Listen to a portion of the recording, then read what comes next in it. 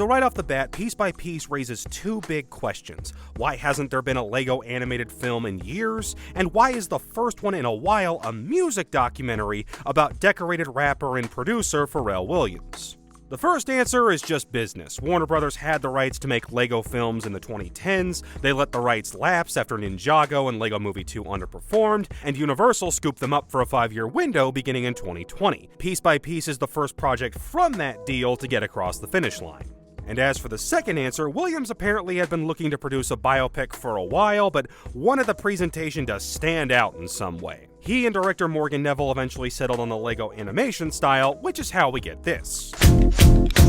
It might seem crazy what I'm about to say. The film centers around Williams' music career, growing up in Virginia Beach, forming the Neptunes and NERD alongside Chad Hugo and Shay Haley, creating chart-topping hits for rappers like Jay-Z and Snoop Dogg, and pop acts like Gwen Stefani and Justin Timberlake. He eventually finds success across a variety of creative ventures, including as a solo artist. Now, while the film doesn't have the same kinetic energy as the other LEGO films, I actually thought it did enough to justify using the animation style. Not only does it help visualize Pharrell's synesthesia to create vivid musical sequences, but it's also just fun to see classic music videos recreated in LEGO form. And while transforming what looks like standard documentary footage into Legos is a bit jarring at times, it's at least different from what we usually get.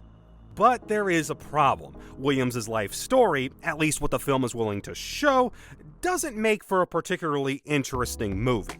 Don't get me wrong, his fingerprints are all over the aughts in the first half of the 2010s, and this reminds you just how far his influence reached. But once the Neptunes hit it big, there's no great struggle or obstacle to overcome, just the natural ebb and flow of an entertainer's career.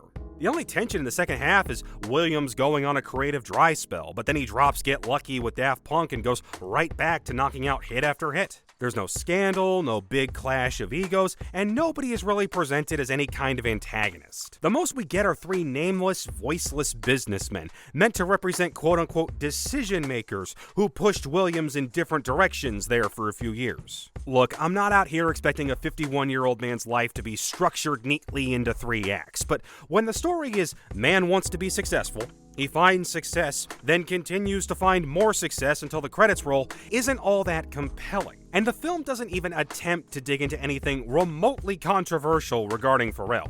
For example, a quick glance at his recent interview with The Hollywood Reporter reveals he and Hugo are no longer on speaking terms, and there's actually an ongoing lawsuit between the two. But the film depicts their split as something that happened naturally and ends as though they're still working together. From that perspective, it feels like the LEGO animation decision was more of a distraction made out of fear that it wouldn't be interesting enough as a movie otherwise. Look, Pharrell has a fascinatingly creative mind, and the movie has a lot of fun depicting music through LEGO pieces. But if it weren't for the animation, Piece by Piece would be just one of countless music documentaries, and likely wouldn't have got a wide theatrical release. If you're a fan of Williams' work, or that particular era of pop and rap, there's plenty to enjoy, but without any kind of narrative hook, it can't help but be forgettable.